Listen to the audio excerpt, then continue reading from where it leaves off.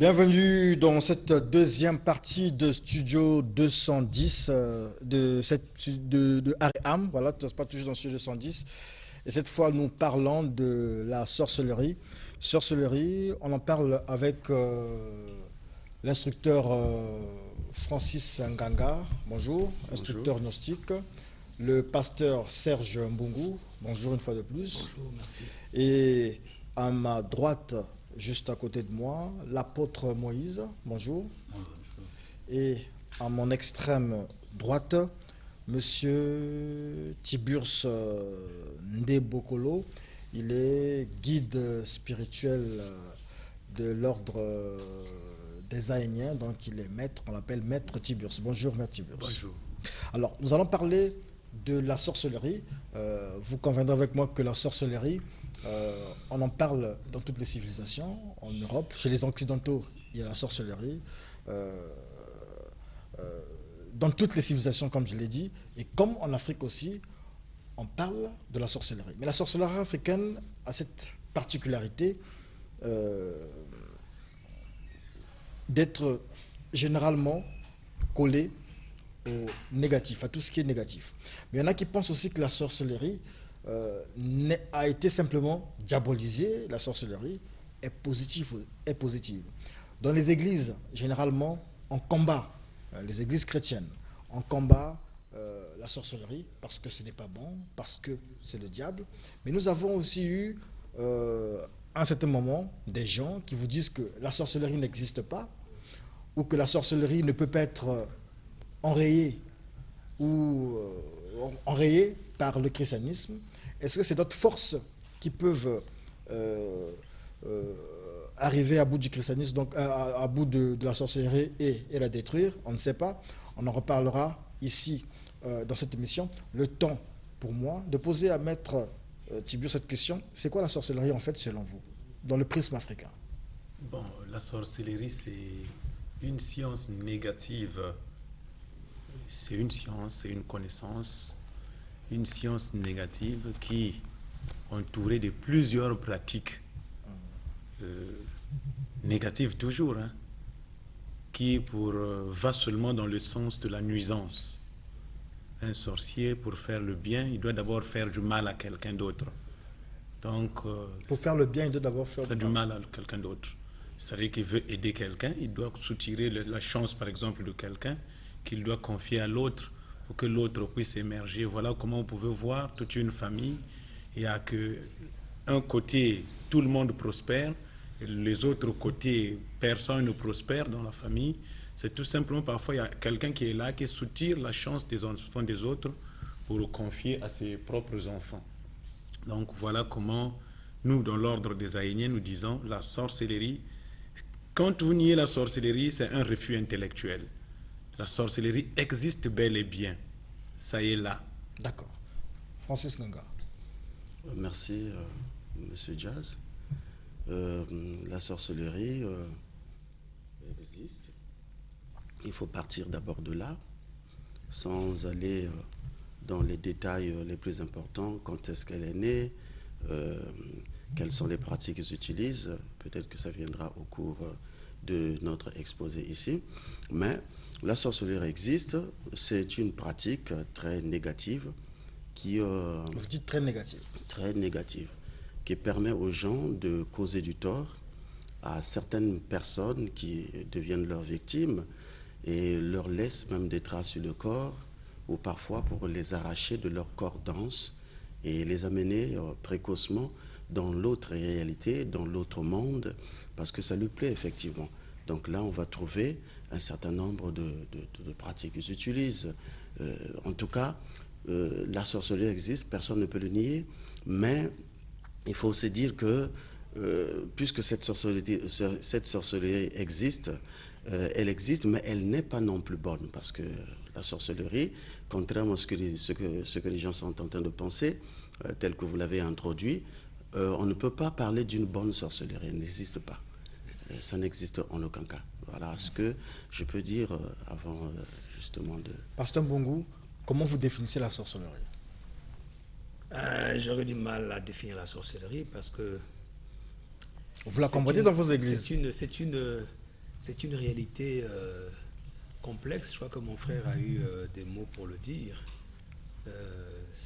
C'est un art qui donne à certains d'entre nous des capacités de saisir des réalités qui dépassent les lois de la physique et généralement dans le but de nuire, généralement dans le but de faire du mal. Comme il a dit, même quand en apparence on a maquillé les faits en bien, en réalité, quelque part, il y en a un qui a subi, qui a pris le coup. Bon, ce sont des choses que nous vivons, puisque de la même manière que Dieu a ses serviteurs, Lucifer aussi a ses serviteurs. Donc les sorciers sont des gens avec qui nous vivons, mais qui s'illustrent par cette capacité à se projeter dans l'au-delà et faire des choses qui n'est pas donné à l'homme ordinaire de faire. Je vais vous prendre un exemple. Pendant mes années de retraite, j'ai été témoin d'un fait, quelqu'un de mon village qui avait une rente, j'allais dire une rente mystique, un village astral. Alors comment on l'a su? C'est qu'il y a une fille du nom de Nina, ceux qui m'entendent peuvent se retrouver, qui a été enlevée, vivante, derrière la maison, pour se retrouver dans cette rente-là. Et là, elle a retrouvé une de ses grand-mères qui était morte bien longtemps avant. Et c'est grâce à cette grand-mère-là qu'elle va avoir, on va dire entre guillemets, la vie sauve. Parce que cette grand-mère dira, alors moi je suis ici, je n'accepterai pas que ma petite fille aussi vienne me retrouver ici. Tu ne manges rien de ce que l'on mange dans ce village. Voilà comment elle a fait, elle a joué au gang, elle a fait l'agitation. Et entre-temps, dans le village, on s'agite. Je vois seulement qu'on fait venir des féticheurs, il y a les Ngunda qui sont passés, ils n'ont pas réussi à ramener, ils disent non, la personne elle est bien vivante encore, mais elle est dans un autre monde. Et c'est un certain scellé qu'on fait venir de Vuka, sur le chemin Komilog, Binda, voilà, merci. Et c'est ce scellé qui vient et qui parvient à ramener. Il dit oui, je vois Nina, elle est là, elle n'est pas morte, heureusement qu'elle n'a pas mangé de ce village-là, et on va tout faire pour la ramener.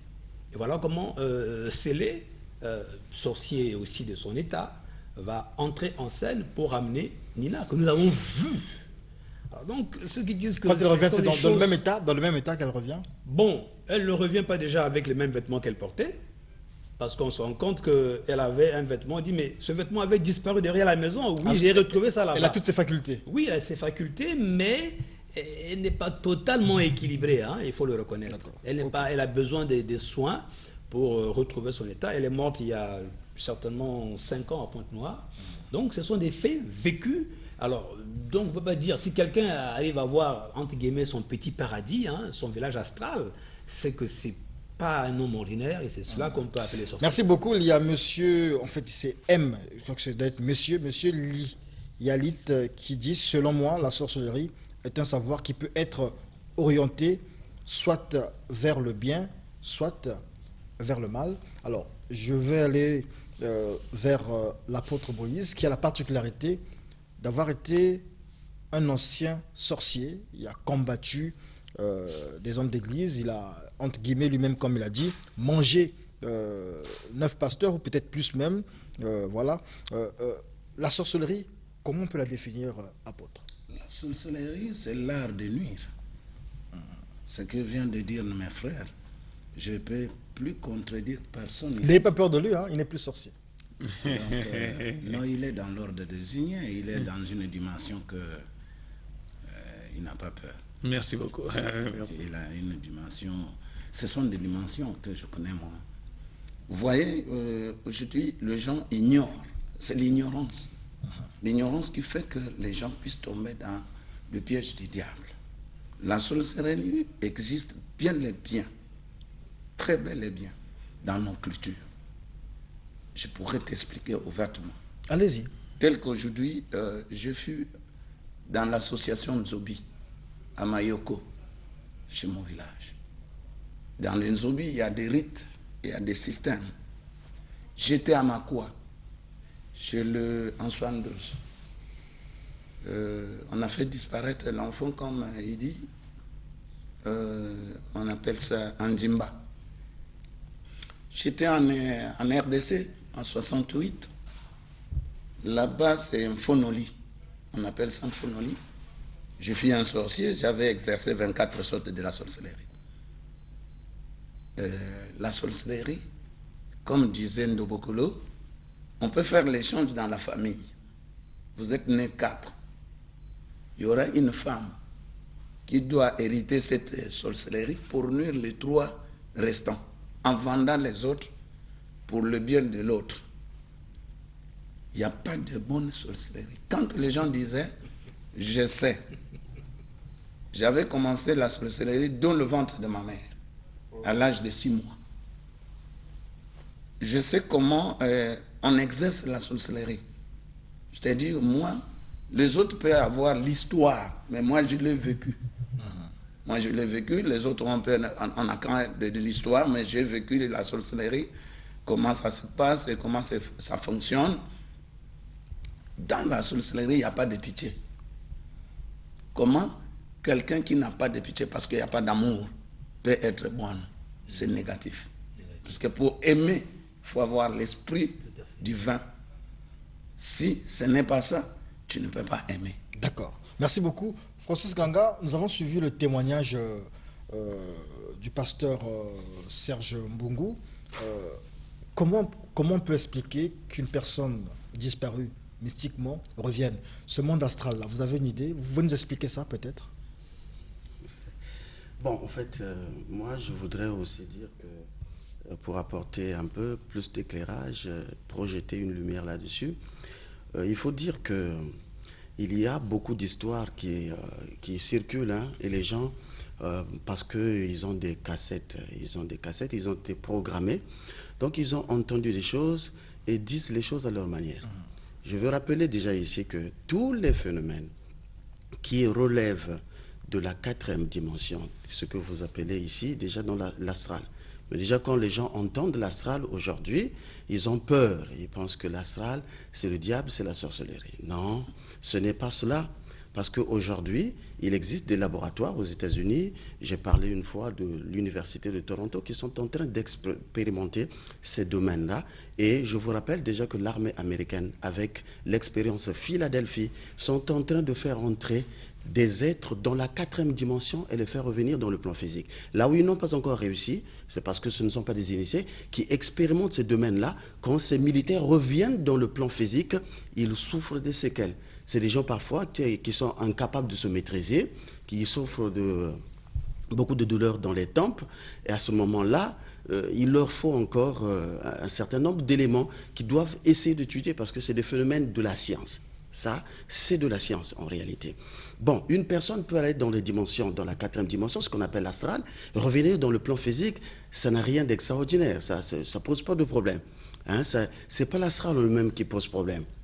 Et tous les phénomènes... Parce que là, c'est pas volontaire, c'est pas volontaire. Non, bon, là, la personne a été arrachée. Mais c'est tout à fait normal. Il peut arriver que, par exemple, ce genre de phénomène arrive aussi au temps de l'apôtre Pierre qui a été arrêté. On l'a fait sortir des 4 murs. Mais posez-vous la question, comment on l'a fait sortir de ces 4 murs-là, de la prison? Mais parce qu'il y a eu un ange qui était saturé des énergies que nous appelons les énergies apocratistes. En fait, ça relève de l'ésotérisme. Que les gens n'aillent pas chercher ça dans Est-ce que si la personne dictionnaire enlevée, si la personne arrachée avait consommé les aliments de ce village, on aurait pu faire revenir la personne dans le monde des vivants? On peut la faire revenir. Si Ce elle avait n'est pas mangé. une impossibilité. Au cas où la personne a mangé ou elle n'a pas mangé, ça dépend de la personne qui effectue ce travail-là. C'est la possibilité de désenvoûter cette personne depuis cette dimension ou en faisant appel à une pratique théurgique. Par exemple, en convoquant les maîtres, qu'ils peuvent le faire dans cette dimension-là. Cette personne peut-être, on peut la sauver. Et il peut y arriver aussi que l'on fasse administrer certaines substances, certaines plantes à certaines personnes pour vomir ces substances et la personne peut redevenir normale. Mais quand même, il faut dire que le phénomène c'est des phénomènes qu'on rencontre. Le phénomène de Ondimba, on prend une personne, on l'amène dans la dimension astrale et puis elle revient dans le plan physique. Souvent, ces personnes, si elles ne sont pas habituées à aller là-bas, reviennent il manque toujours, il y a quelque chose qui ne va pas chez elle. Il y a une certaine désharmonie parce que lorsqu'on n'est pas préparé de façon correcte à aller dans cette dimension-là, de façon consciente et positive, lorsqu'on revient dans le plan physique, évidemment, on a des petits problèmes. Bon, donc ça, étant dit, il faut dire que ce n'est pas que tout phénomène de disparition psychique relève carrément de la sorcellerie. Il existe quelque part, vous allez, les gens peuvent consulter dans l'internet, ils vont trouver le triangle de Bermude. Il y a des bateaux entiers qui sont déjà rentrés dans ce triangle-là et qu'on ne pouvait plus revoir. Il y a aussi beaucoup de phénomènes de ce genre-là qu'on peut également essayer. Il y en a beaucoup, mais ce n'est pas de la sorcellerie carrément. La sorcellerie, c'est notre fin. Je suis Devik Itumba depuis Dolisie. Selon moi, la sorcellerie est un fait imaginaire qui se passe dans la tête des gens. Alors, réaction quand même par rapport à la question que je posais à Francis Nganga. Bon, merci beaucoup. Je voulais qu'on éclaire largement l'opinion publique. Pour moi, je vois qu'on confond deux phénomènes. Phénomène sorcellerie, c'est-à-dire quelqu'un qui peut sortir la nuit, aller ensorceler, aller bouffer.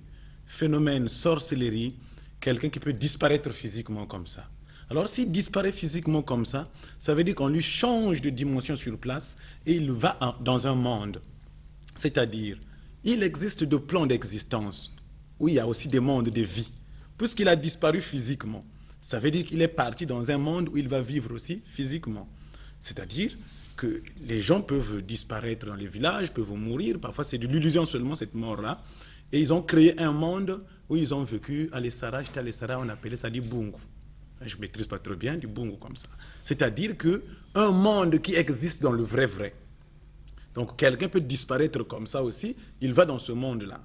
Mais c'est comme quelqu'un aussi, on peut l'envoûter, on peut le bouffer, c'est la sorcellerie. Ça aussi, c'est la sorcellerie, mais c'est les deux plans d'existence que nous devons séparer. Voilà, parlons de quatrième dimension que mon frère a évoqué. Qu'est-ce que nous allons appeler quatrième dimension? À mon avis, ce n'est pas le plan astral que nous allons appeler quatrième dimension. Qu'est-ce qui se passe? L'homme de la Terre est en troisième dimension. Il est conditionné en trois facteurs, espace, temps et matière.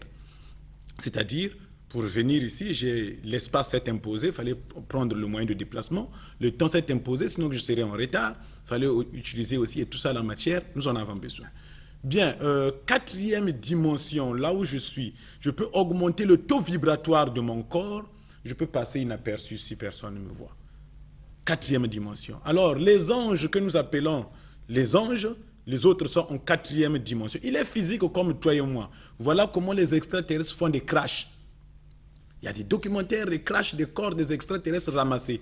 Mais donc, il peut apparaître comme disparaître. C'est pas de la fiction. Non, moi, à Ouesso, j'ai filmé, j'étais accompagné. J'ai filmé une soucoupe volante avec ma caméra à une très basse altitude. Mais dès que j'ai allumé la caméra, c'était parti à une vitesse incroyable. Quand tu suis le documentaire, au début, je dis, je ne vois pas ça, je ne vois pas ça. Et je retrouve ça à une distance. Pendant que moi, je ne vois pas. Vous avez toujours l'image? J'ai les images, oui. D'accord. On en donc, reparlera. Pendant que moi je ne dis je ne vois pas ça, les autres sont en train de voir. Mais moi qui ai la caméra qui filme, moi je ne vois plus. Donc j'étais obligé de balancer la caméra et j'ai pris quand même une séquence de cette image-là. Donc en effet, le corps d'une personne peut augmenter de vibration. Donc tu deviens en quatrième dimension et tu deviens invisible. Merci beaucoup, nous sommes dans les généralités. Je vais donc repartir auprès de l'apôtre Moïse, lui qui a eu cette expérience-là avant de se reconvertir. Lorsqu'on dit qu'on mange, c'est-à-dire qu'on est là, on dit on a mangé quelqu'un, on a bouffé quelqu'un, ça se passe comment? Qu'est-ce que c'est en fait? Bon, moi je voudrais vous expliquer parce que je viendrai de dire ce que Ndobokolo a dit. Il faut éclaircir l'homme à trois dimensions. C'est-à-dire il y a le corps, il y a l'âme et l'esprit. Dans l'âme, le corps que les gens rêvent. Je vais expliquer. Les gens, tout le monde sort pendant la nuit. Il quitte son corps physique, le corps reste sur le lit. Mais l'âme voyage avec son esprit. Mais le corps que vous voyez dans le rêve, c'est ce qu'on appelle le corps de l'âme. Il a ses lois, il a des lois. Quand tu rentres dans une planète et que tu ne respectes pas le temps, on peut te bloquer là-bas. Et ici, on te trouve mort, mais là-bas, tu es vivant. Maintenant, je voudrais expliquer ce que Ndobokolo vient de dire. Il y a des relations sexuelles qui s'effacent pendant la nuit, quand on appelle ça femme de nuit, mari de nuit. Les incubes et les succubes. Mais ça ne se passe pas dans le corps physique. Ça se passe dans l'âme, entre esprit, l'âme et l'âme, qui se racontent et puis ils font des relations sexuelles. Mais non, si le cordon ombilical n'était pas bien détaché, la femme ou l'homme qui fait l'amour doit les sentir maintenant dans le corps physique. Puisque quand on sort, il y a un magnétisme qui s'efface, le cordon ombilical souffre et l'homme sort. Puisque l'homme peut sortir de l'anus, l'homme peut sortir dans le cordon ombilical, l'homme peut sortir dans le nez, l'homme peut sortir par l'oreille, l'homme peut sortir au-dessus de la tête. Il y a des ouvertures, il y a beaucoup même sous les bras. Voilà. Maintenant, la dimension qu'ils disent là, c'est d'abord le corps, l'âme et l'esprit. Maintenant, qu'est-ce qu'on bouffe dans l'homme? C'est le sang. C'est-à-dire, c'est le sang de l'homme qu'on appelle ça l'âme. 1 Corinthiens 15, parce que vous ne voulez pas qu'on ouvre. Mais 1 Corinthiens 15 nous détermine le corps. Le corps tel que nous sommes là, à 4, on n'a pas le même corps. Lui, il peut avoir le corps des oiseaux, lui, c'est le poisson, lui, c'est les animaux, et moi, le corps de l'homme. Il y a 4 corps. Parce que je suis sorcier, comment on bouffait l'homme? On va transformer quelqu'un en poisson. Mais avant de lui transformer, il faut étudier sa chair. De quelle chair il est? Parce qu'on ne peut pas prendre quelqu'un comme ça sans savoir de quelle chair il est. S'il est dans les classes des oiseaux, les classes des poissons, les classes des animaux et les classes d'hommes. C'est comme ça. Dans 1 Corinthiens, ça se trouve. Les chrétiens sont très riches, mais il y a des crétins. Il n'y a pas assez de chrétiens. Réaction par rapport à ce que l'apôtre Moïse nous explique en ce moment. Oui, mais moi, je loue ce témoignage, parce que nous avons là un exemple patent pour ceux qui ne croient pas en la sorcellerie. Nous avons là un exemple patent d'un homme qui a été dans ces pratiques et qui s'est converti. Je ne pourrais pas dire mieux que lui, parce qu'il a vécu les faits, il a fait l'expérience de la sorcellerie, qu'il est en train de nous expliquer, un peu comme je vous ai rapporté la scène qui s'est passée à Mitélé du côté de Mosenjo, Vuka, etc. Donc je crois que ce sont des expériences qui devaient nous aider à cerner ces phénomènes. Ce sont des phénomènes qui ne sont pas propres à l'Afrique. J'entends souvent les Africains disent « retournons aux dieux de nos ancêtres ». Et quand ils font allusion à ces dieux-là, ils font allusion à la sorcellerie. Mais ce n'est pas un fait propre à l'Afrique. En Europe, il y a eu des sorciers. Mais en Europe, ils ont trouvé un mécanisme pour en finir, ou bien pour dépasser ce... Ils sont arrivés jusqu'à brûler. Et là-bas, on parlait des sorcières au Moyen-Âge. Ils sont arrivés jusqu'à brûler des sorcières parce que ça devenait une entité qui empêchait à la société de faire des avancées. Mais si nous avons ici des cas, des gens qui n'attendront pas d'être brûlés ou lynchés pour se convertir, je crois que c'est un exemple que d'autres sorciers devraient suivre, à mon sens. À la lumière de ce qu'a dit l'apôtre, à la lumière de ce que vous avez de votre témoignage, vous avez dit que finalement, je me rends compte que l'Église, dans le prisme chrétien, ne peut pas arriver à bout de la sorcellerie, parce que lorsqu'on parle de sorcellerie, de délivrance dans ce genre de choses, on fait appel au Ngunza, on fait appel à ceci, et on se rend compte que la personne qui peut pouvoir délivrer de la sorcellerie, c'est peut-être un pasteur qui a cette expérience d'ancien sorcier. C'est une très bonne question, parce que je suis en train de sourire. Est-ce qu'il s'est passé une scène dans le village de Mitélé? C'est que l'église s'est vidée, tout le monde s'est aligné derrière Scellé. Scellé qui était un pratiquant. Oui, un médium. C'est le médium qui a fait venir. Il parle de Mayoko, je parle de Vuka. Vous voyez, Scellé, il est à côté de Mayoko. Donc, c'est cet homme-là qui est parvenu à ramener. Vous voyez, il était vu comme un dieu. Et tout le village s'est converti. Et même le pasteur. Mais les pasteurs ont fini par s'éclipser. Parce qu'on dit que l'esprit revenant qui est venu enlever cette jeune fille était un diacre de l'église. Vous voyez la panique dans l'église quand on dit que l'esprit qui est venu enlever, il se paraît qu'il se serait trompé parce que là-bas il avait besoin d'une femme, il a pris une femme qu'il ne fallait pas prendre et ça a semé le trouble et dans l'au-delà et dans le monde ambiant. Donc l'église moi j'ai passé 3 ans de formation théologique et pastorale, mais à la faculté de théologie de Mansimou, on ne nous a pas appris à faire l'exorcisme, par exemple. Que voudriez-vous qu'un pasteur fasse devant des cas comme ça s'il n'a pas été formé pour délivrer des cas de ce genre? Voyez-vous? Donc, il a suffi, je vais prendre un autre exemple dans le même contexte, qu'un enfant touche au talisman d'un homme élevé en spiritualité occulte pour que tout soit changé dans son esprit. Mais quand on a appelé le pasteur pour venir délivrer l'enfant, le pasteur a eu recours au service d'un prêtre, parce que le pasteur n'avait pas été formé pour faire face à ce genre de situation. Mais ça ne veut pas dire que le pasteur ne peut pas délivrer de la sorcellerie. Non. Merci beaucoup.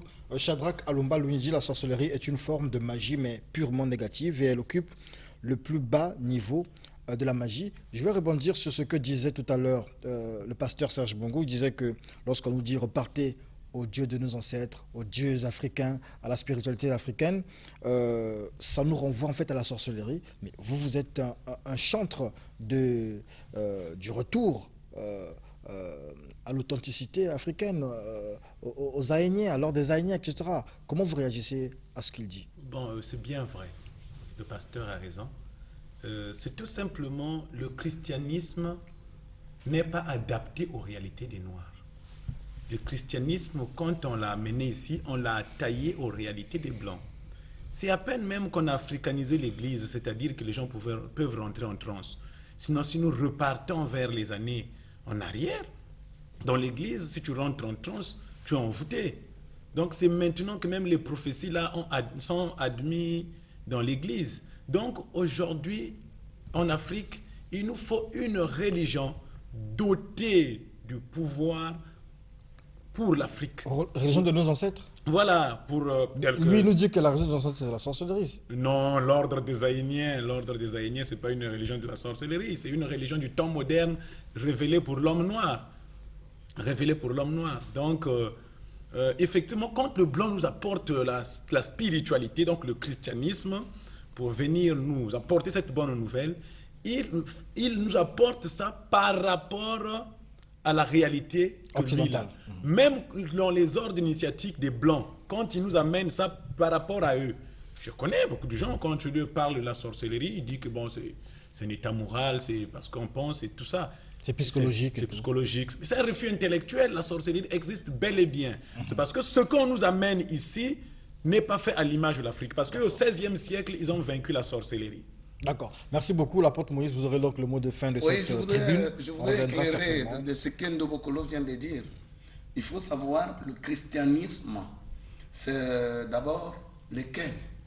Quel est le christianisme? Le christianisme, c'est une vie. C'est une vie, ce n'est pas une religion. Être dans le christianisme, c'est une vie. Tu dois vivre de ce qui est de Christ. Mais ce n'est pas la religion. Quand les gens parlent du christianisme, ils parlent de religion. Ils ne parlent pas de la vie de Christ. En Galates 2, verset 20, il dit, Paul dit, c'est pas moi qui vis, mais Christ qui vit en moi. Écoute, s'il y a un spiritiste, s'il y a un scientiste, et ils vivent ce qu'ils ont appris. Mais aujourd'hui, il n'y a pas de chrétiens qui vivent ce qu'ils ont entendu et reçu. Donc, beaucoup peut avoir raison. Mais dans le temps, dans l'Antiquité, Dieu envoya ce peuple en Afrique et en Égypte qui avait la connaissance haute, de haute connaissance. Jésus est revenu se réfugier en Afrique. Il a vu comment Satan travaillait. Il est resté 11 ans pour voir le système diabolique de Satan et le système diabolique du monde.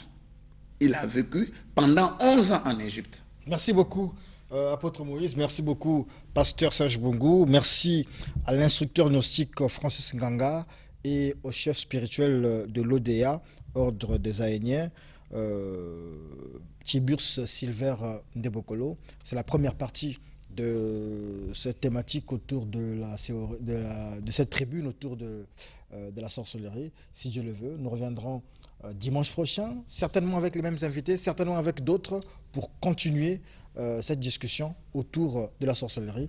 C'était Aréam. Merci à vous de nous avoir suivis. Et juste après, vous suivrez Cheikh Edi Serge Youssouf Ngolo qui reviendra certainement sur le Ramadan, dans le temps du réveil.